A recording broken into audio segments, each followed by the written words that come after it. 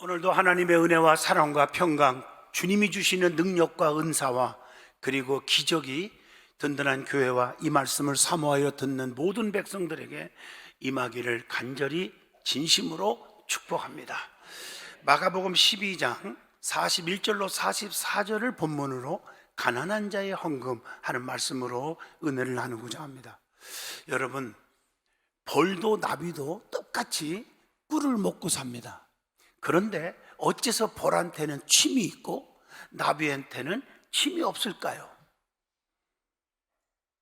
벌한테는 지켜야 할 물건이 있습니다.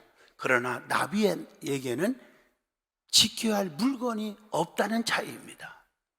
그럼 그렇게 지켜야 할 물건이 무엇인가요? 그것은 벌이 쌓아둔 꿀입니다. 또한 벌도 나비도 같은 꿀을 먹고 사는데 어째서 벌은 총알처럼 싹 날아다니고 나비는 술 취한 사람처럼 이러고 날아다닐까요? 또한 벌한테는 지켜야 할 물건이 있고 나비한테는 지켜야 할 물건이 없다는 차이입니다. 그러면 그렇게 지켜야 할 물건이 무언가요? 하고 물어보면 그것은 벌이 지켜야 할 왕국이 있습니다. 오늘날로 말하면 가정이 있고 교회가 있고 국가가 있는 것입니다. 그렇다면 벌과 나비 어느 쪽이 더 잘 사는 것일까요? 라고 질문을 던진다면 둘 다 잘 살고 있죠. 잘 날아다니고 그렇게 대답할 겁니다. 그러면 무엇이 잘못 사는 거라고 생각하십니까? 라고 물어본다면 벌이 나비처럼 살고 나비가 벌처럼 사는 거, 그거 잘못된 거죠. 나비가 벌이 될 수 없고 벌이 나비 될 수가 없잖아요. 벌과 나비가 그런 차이를 볼 수가 있어요. 벌이 나비처럼 나비가 벌처럼 사는 거 본 적이 없지 않습니까? 그런데 놀랍게도 그렇게 살아가는 게 사람이라는 거예요. 그렇게 살아가는 사람들이 세상에는 의외로 너무나 많다는 거예요. 사람은 만물의 영장입니다. 벌과 나비처럼 더 잘난 게 무엇이 있다고 생각하십니까? 정명사상이라는 말이 있습니다. 이름값을 해야 한다는 뜻입니다. 인간답게 살고 제자답게 살고 스승답게 살고 부모답게 살고 자녀답게 살고 크리스찬답게 살고 목사답게 살고 교수답게 살고 장로답게 살고 판사답게 살고 장관답게 살고 총리답게 살고 대통령답게 사는 것, 그거 아니겠습니까? 세상에는 진짜도 많지만 또 가짜도 너무 많아요. 전 세계에서 선호하는 명품도 가짜, 즉 이미테이션이 많아요. 조금 안 좋은 말로 말하면 짝퉁들이 너무 많아요. 시장에 너무 많이 돌아다녀요. 겉볼 때는 구별이 전혀 안 돼요. 그런 것들이 너무 많아요. 그런데 진짜와 가짜의 구별은 어떻게 하는지 아십니까? 저는 목사지만요, 저 가방을 들고 다니면 저게 진짜일까? 저게 짝퉁일까? 저는 그거 구분하는 선수예요. 그 방법을 여러분들에게 진짜 알려드릴게요. 여러분들도 구분할 수 있어요. 여러분, 평상시는 저도 모르고 여러분도 모릅니다. 피바람 눈보라가 쳐보면 압니다. 짝퉁은요, 그냥 머리에다가 이고 갑니다. 그런데 진짜는 가슴에 품고 갑니다. 무슨 뜻인지 아시죠? 신앙생활도 겉보면 저 사람이 믿음 있는지 없는지, 저 사람 30년 교회 다녔고 저 사람은 가진 것도 많고 명예도 있고 권세도 있고 그러니까 판단을 그 사람을 좋게만 보려고 그래요. 겉보면 구별이 안 됩니다. 그래서 연조 보고, 신앙의 연조 보고 직분 보고 평가하지 말라고 하는 얘기입니다.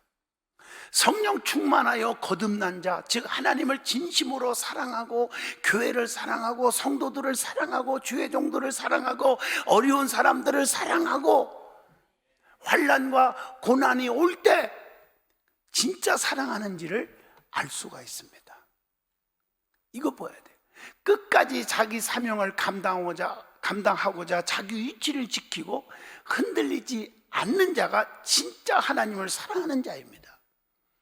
하나님 사랑합니다 입술로 고백을 누가 말하지 않을 수 있습니까? 다 할 수 있어요.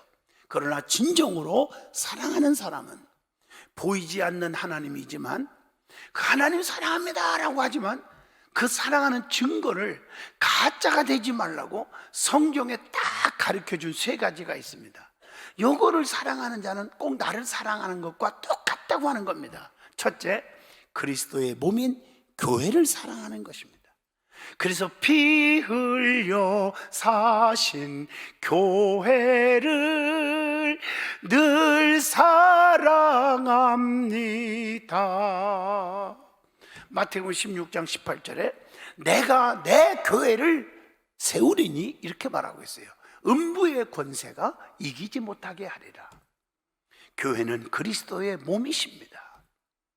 그래서 그리스도의 몸인 교회를 사랑하는 것은 하나님을 사랑하는 것과 똑같은 것입니다. 두 번째로는 주님의 형제인 형제, 백성인 형제들, 성도들을 사랑하는 것, 미워하지 않고 헛들지 않고 쑥덕거리지 않고 서로 사랑하는 것이 주님을 사랑하는 거예요. 성경에 보면요, 소자 하나에게 냉수 한 그릇 대접한 것이 곧 내게 한 것이니라. 똑같은 말입니다. 너희가 보이는 형제를 사랑할 줄 모르면서 어찌 보이지 않는 하나님을 사랑한다 할 수 있겠느냐? 가짜가 많다는 거죠. 세 번째로는 하나님이 세워주신 주의 종을 사랑하는 것입니다. 민수기에 보면 주의 종 모세를 하나님 얼마나 사랑했어요. 그런데 성도들이 모세를 사랑합니다 사랑합니다 그러는데 자기들끼리 막 쌈박질이 나요. 오늘날 교회로 말하면 교회에서 장로, 권사, 안수집사, 성도끼리 편 갈리고 싸우고 그랬다는 얘기죠. 그때 하나님이 참다 못해서 하신 딱 말씀이 너희들이 어찌하여 나와 다투느냐? 그러니까 그분들이 질문합니다. 우리가 어찌 하나님과 다퉜다고 말하십니까? 아니야, 내가 세운 저들과 내가 세운 주의 종을 다투는 것은 곧 내게 한 것이니라. 이렇게 말하고 있어요.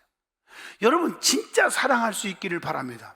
주님을 사랑하는 증거는 세 가지예요. 여러분 가슴에 손 얹고 내가 입술로만 사랑하는 척 했는지를 반성하라고 이 설교를 하는 겁니다.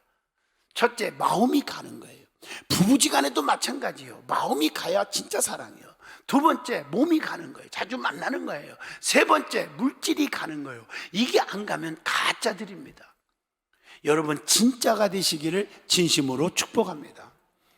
오늘 이 세 가지를 보면 진짜 사랑한다 하는 것을 증명할 수가 있는 거예요. 우리 하나님은 외모를 보지 않고 중심을 보십니다. 불꽃 같은 눈으로 감찰하십니다. 그리고 하나님은 어디든지 다 계셔서 알고 계신다고 했어요. 그래서 시편 138편 6절에도 여호와는 높이 계셔도 낮은 자를 살피시고 멀리서도 교만한 자를 다 아신다. 139편 1절로 4절 하나님은 앉고 일어섬까지도 아시고 내가 하늘에 올라갈지라도 거기 계시고 음부에 내려갈지라도 거기 계시며 주의 오른손이 나를 붙드시나이다. 여호와여 내 혀의 말을 알지 못하는 것이 하나도 없으시나이다. 이렇게 말하고 있습니다. 하나님은 그래서 예배를 통해서 성도들을 만나주시고 은혜를, 축복을, 기적을 베풀어 주시는 것입니다.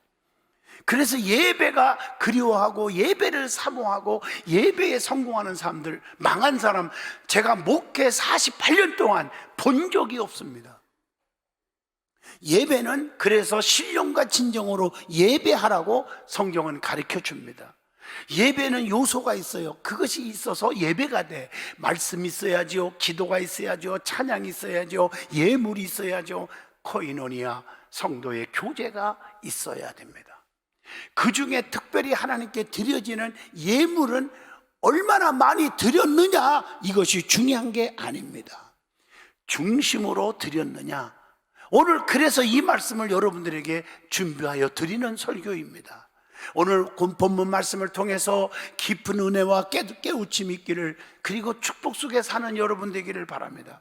오늘 말씀은 예수님께서 연복계에, 즉 헌금함에 헌금을 넣은 사람들을 뭐라 했어요? 보셨다, 이렇게 말하고 있어요. 주님은 보시고 계십니다. 여러분 예배 드리는 자세도 주님이 다 지금 보시고 계십니다. 그런데 돈이 많은 부자가 헌금함에다 헌금을 많이 넣는 것을 보셨어요. 그리고 가난한, 진짜 먹을 것도 제대로 없는 가난한 과부가 엽전 2개를 땡그랑하고 드리는 것을 보았다고 했습니다. 그리고 예수님은 부자가 풍족한 중에, 너무 돈이 많아 그 중에서 많이 드린 이 부자보다 구찬 중에 지극히 가난한 자가 전부를 드린 엽전 2개를 칭찬하고 계십니다. 지극히 작은 물질을 드렸지만 자기 소유 전부를 드렸기 때문에 많이 드린 부자들보다 더 많이 드렸도다, 이렇게 칭찬까지 하고 계십니다. 오늘 이 말씀을 통해서 하나님께서 드려지는 예물에 대하여 깊이 깨닫는 시간이 되었으면 합니다. 제일 먼저 은혜 받을 말씀은 그 연복궤에 헌금하는 것을 보고 계시는 주님이십니다. 이게 본문 마가복음 12장 41절과 42절에 기록되어 있습니다. 우리 주님은 우리의 모든 것을 다 보고 계시고 다 알고 계십니다. 시편 139편 1절로 4절에 나의 생각까지도 알고 계시다고 했어요. 그래서 주님을 속일 수가 없어요. 여기 서 있는 목사를 속일 수 있어요. 제가 속아 넘어갈 수 있어요. 그러나 주님을 속일 수가 없습니다. 아나니아와 삽비라가 땅값을 팔아가지고 하나님 헌금을 많이 드렸는데 둘 다 죽어버렸어요. 사도행전 5장에 보면 왜 그랬을까? 하나님은 가난한 분이 아니에요. 다 드렸다고 거짓말해서 일부를 감춰놓고, 하나님은 진실을 원하는 분이십니다. 하나님은 전능하시고 전지하시고 무소부재하신 분이십니다. 그런데 하나님은 전지성, 모르는 게 없이 다 알고 있어요. 그래서 딱 살펴본 다음에, 즉 전지성을 가지고 전능성을 발휘할 건지 안 할 건지를 판단합니다. 그런데 중요한 사실은 하나님은 전능성, 능치 못함이 없는 분이죠. 죽은 자도 무덤에서 살리시는 분이죠. 무에서 유를 창조하시는 분이죠. 그분이 전능성만 발휘하면 세상에서 엄지가 되는 거예요. 대합이 터지는 거예요. 그런데 아무거나 전능성을 발휘하는 게 아니라는 사실이에요. 전지성을 가지고 보는 거예요. 다 아셔. 성경을 보세요. 다니엘은 기도를 중단한 것 때문에 핍박받아서 사자굴 속에 사자의 밥이 되도록 집어넣었어요. 그런데 하나님이 다 아시잖아요. 전지성. 그걸 보시고 전능성을 발휘하여 다니엘서 6장 22절 발톱 하나 상하지 않도록 지켜줍니다. 사드락과 메섹과 아벳느고도 우상 앞에 절하지 않은 것을 아시고 전지성, 그리고 하나님께서 전능성을 발휘하여 머리털 하나 끄실리지 않도록 지켜주셨습니다. 다니엘서 3장의 28절에 기록되어 있습니다. 또 요한복음 1장 43절로 51절에 보면 무화과 나무 아래에서 기도하고 있는 다니엘의 믿음을 아셨다고 그랬어요. 그리고 칭찬을 해줍니다. 가버나움의 백부장도 주님의 말씀의 능력을 믿는 그 믿음을 보시고 모든 사람보다 너같이 믿음 좋은 사람 처음 봤다고 그렇게 칭찬을 하고 계십니다. 선악과를 따먹고 숨은 아담과 하와도 아십니다. 죄 짓고 있는 자도 알고 하나님께서 아담아 아담아 찾고 계심을 창세기 3장 8절에서 9절까지 기록되어 있습니다. 동생 아벨을 죽이고 숨은 형 가인의 죄를 아시고 가인아 가인아 네 아우가 어디 있느냐 라고 창세기 4장 9절로 10절에 찾고 계십니다. 모를 것 같죠? 깜짝같이 다 알고 계십니다. 또 헌금하는 자들을 보고 계시는 주님이십니다. 그래서 우리 주님은 성경에 보면 연복궤 앞에 앉으셨다고 했어요. 본문 41절에. 그리고 부자들이 돈이 많으니까 헌금을 많이 하는 것을 보시고 계셨어요. 그게 41절이죠. 그런데 또 하나 가난한 과부가 너무너무 가난한데 지극히 적은 엽전 2렙을 딱 드리는 것을 보고 계셨어요. 그게 42절입니다. 여러분, 여기서 두 렙돈이라는 말은 고드란트라는 말인데, 이 렙돈은 헬라의 작은 동전을 의미합니다. 그 고드란트는 로마의 작은 동전이에요. 그 동전, 자그마한 동전 2개를 드린 거예요. 그것은 과부가 가난하기에 지극히 작은 물질을 드렸다는 얘기예요. 그걸 주님이 칭찬하시는 거예요. 부자들과 가난한 과부가 드린 헌금에 대해서 한번 비교하며 생각해 보자는 말이에요. 부자들이 드린 헌금은 어떤 헌금입니까? 풍족한 중에 일부를 드린 것뿐이에요. 형식적으로 드린 것뿐이에요. 교만한 마음으로 드렸을 겁니다. 주님이 그 예물을 받으셨다고 생각하십니까? 그런데 가난한 과부의 헌금은 어떤 헌금입니까? 오늘 말씀에 궁핍한 중에 드렸다. 지극히 가난한 중에 드린 작은 동전입니다. 가난한 중에 적은 물질이지만 자기에게는 전부를 드린 거예요. 정성을 다했고 최선을 다했습니다. 여러분, 우리 주님은 어떤 주님입니까? 그걸 중심을 보시는 주님입니다. 많이 헌금을 하고 적게 하고가 중요한 게 아닙니다. 봉사도 많이 하고 적게 하고가 중요한 게 아닙니다. 많이 배우고 적게 배운 게 중요한 게 아니라는 사실을 아셔야 합니다. 믿음의 사람은 부유와 가난의 가치를 알아야 합니다. 주님은 가난한 자를 택해서 믿음에 부유케 하신다고 야고보서 2장 5절에 말씀했고, 믿는 사람들은 가난한 자 같으나 많은 사람을 부유하게 하는 자로다, 이렇게 고린도후서 6장 10절에 말씀합니다. 말세에는 주님이 오실 때에 뭐라 했어요? 너 얼마나 가졌니? 얼마나 많이 배웠니? 이걸 보는 게 아니라 믿음이 있느냐? 믿음을 보겠느냐? 이렇게 누가복음 18장 8절에 그렇게 말씀하셨어요. 주님을 위해서 환난과 궁핍을 당하지만 실상은 너희는 부유한 자라고 계시록 2장 9절에 칭찬합니다. 부유하신 분이 가난하게 되심으로 우리를 부유하게 하신 분이 예수님이십니다. 고린도후서 8장 9절에 그렇게 기록되어 있어요. 두 번째 은혜 받을 말씀은 하나님께 드려지는 예물에 대해서 교훈이 있습니다. 그게 어떤 교훈일까? 첫째, 예물을 드릴 때는 억지로 하는 것이 아닙니다. 하기 싫으면 하지 마세요. 진심으로 드리는 걸 받으시는 주님이신 줄로 믿습니다. 고린도후서 9장 5절로 7절입니다. 그래서 헌금은 셋 중에 한 가지를 택하면 돼요. 많은 분들이 헌금에 대해서 시험 드는데요, 교회가 언제 헌금하라 한다고 하고 하지 말라 한다고 안 하고, 그건 아닙니다. 교회가 무슨 헌금 걷는 장소입니까?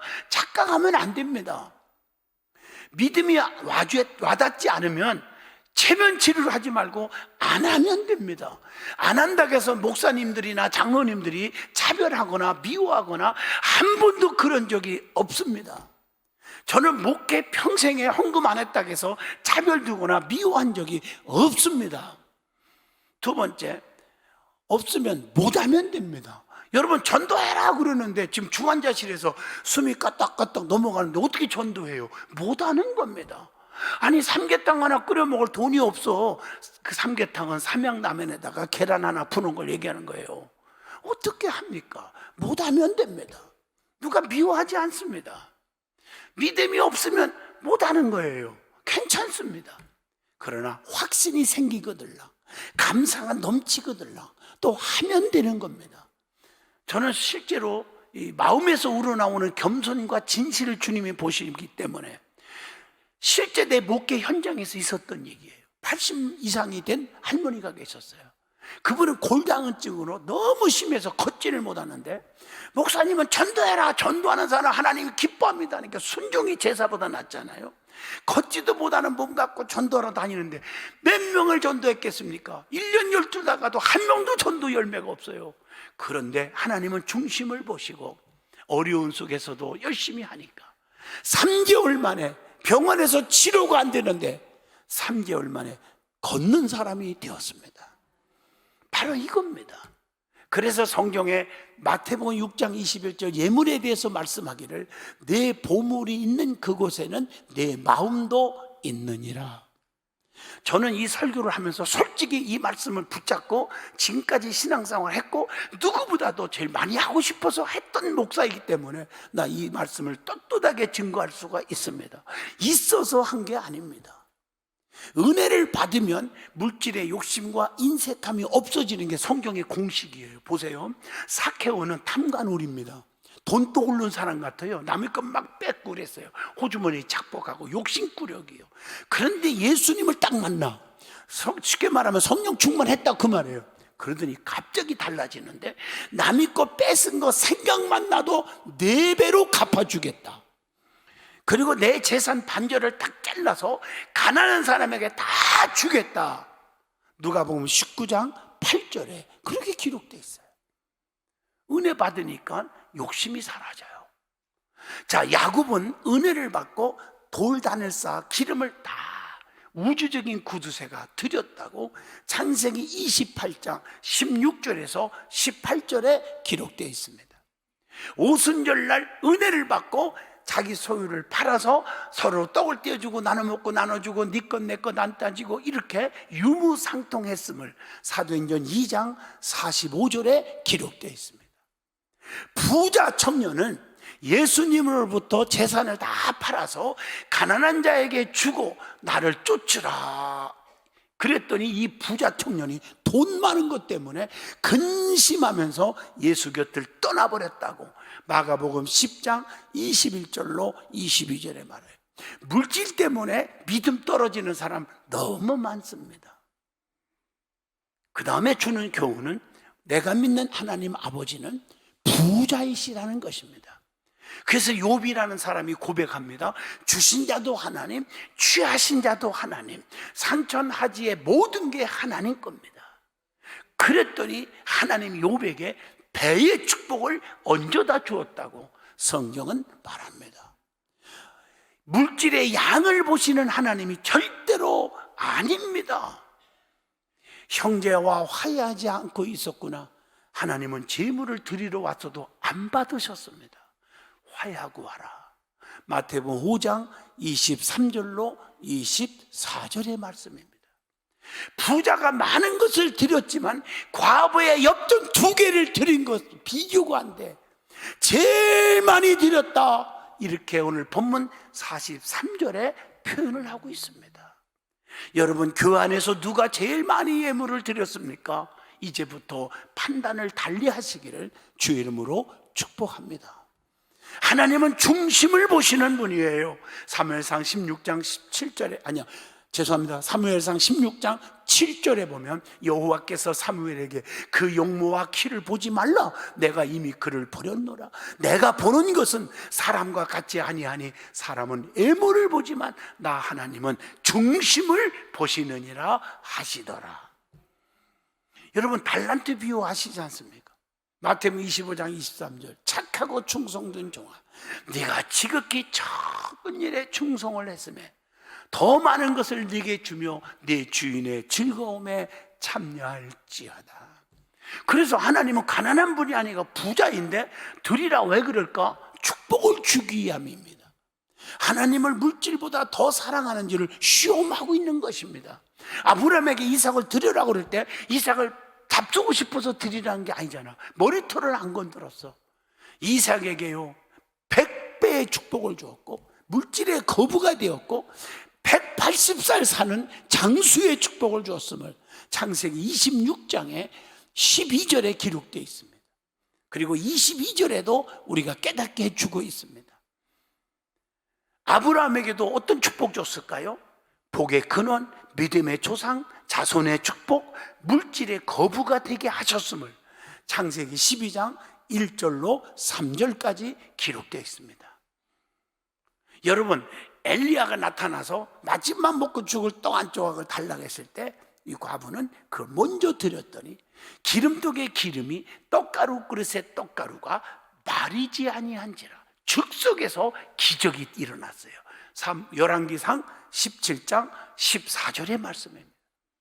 그러므로 성도는 드리는 믿음을 물질로만 아니라 우리는 마음이 중요하다는 거예요. 몸과 마음으로 헌신하는 것입니다. 성도는 드림으로 하나님의 영광을 나타낼 줄로 믿습니다. 여러분은 지금까지 친구들을 많이 사귀고 살 거예요. 뭐 교회 친구도 있고 사회 친구도 있고 뭐 학교 친구도 있고 많을 거예요. 그런데 잘 들으셔야 됩니다. 친구는 겉보고 판단하지 마세요. 지금부터 여러분들이 잘 들어보세요. 친구는 네 종류가 있대요. 하나는 꽃과 같은 친구가 있대요. 겉볼 때 너무 아름다워요. 즉 화려해요. 돈도 많고 권력도 있고 이쁘고 학벌도 좋고. 그거 보지 마요. 보세요. 꽃이 아름답지만 그것만 보지 마요. 꽃이 필 때는 예쁘지만 그 아름다움의 찬사를 아끼지 않지만 꽃이 지고 나면 돌아보는 이 하나도 없습니다. 자기 좋을 때만 찾아오는 친구는 바로 꽃과 같은 친구입니다. 저울과 같은 친구가 있대요. 또 하나는 저울은 무게에 따라 이쪽 저쪽 이렇게 기울이듯이 자신에게 이익이 있는지 없는지를 따져보고 이익이 큰 쪽으로 움직이는 친구, 바로 저울과 같은 친구입니다. 또 산과 같은 친구가 있다네요. 산은요, 온갖 새와 짐승의 안식처이고 멀리 보거나 가까이 보거나 늘 그 자리에서 반겨줘. 그리고 땅과 같은 친구가 있답니다. 땅은 무 생명의 싹을 띄워주고 곡식을 길러내고 누구에게든지 조건 없이 기쁜 마음으로 은혜를 베풀어 주듯이 한결같은 마음으로 지지해주는 친구가 바로 땅과 같은 친구입니다. 친구가 많은 게 중요한 게 아닙니다. 산과 같은 땅과 같은 친구가 많은 사람이 진정한 행복한 사람이 아닐까요? 남을 격려해주고 위로하고 용기를 주는, 형님이 돌아가셔서 너무 괴로워하는데 장로님들 문자가 막 비오듯이 쏟아지고 만나서 어떤 분은 울어. 자기 형제가 돌아가신 것처럼 참 위로받으라고. 어떤 분 순천에서 장로님 부부는 아들하고 같이 위로하라고 비행기 타고 일부러 엊그제 왔다 갔어요. 김장은 장로님 얘기하는 거예요. 위로가 되는 거예요. 오늘 그런 친구, 그런 성도, 그런 관계가 좋은 관계가 아닐까요? 말씀을 맺겠습니다. 주님은 가난한 자가 지극히 작은 것을 드렸을 때 부자가 많이 드린 자보다 더 많이 드렸다고 칭찬하셨습니다. 하나님의 계산법은 세상의 계산법과 다릅니다. 기독교는 계산으로 나오는 종교가 아닙니다. 기적의 종교입니다. 헌신으로 축복이 넘치는 저와 여러분이 될 수 있기를 축복합니다. 기도합니다. 거룩하신 하나님, 오늘도 은혜 주심을 감사합니다. 무엇이 진리이고 무엇이 축복이고 무엇이 진정한 친구인지를 깨닫게 하여 주옵소서. 예수님 이름으로 기도하옵나이다. 아멘.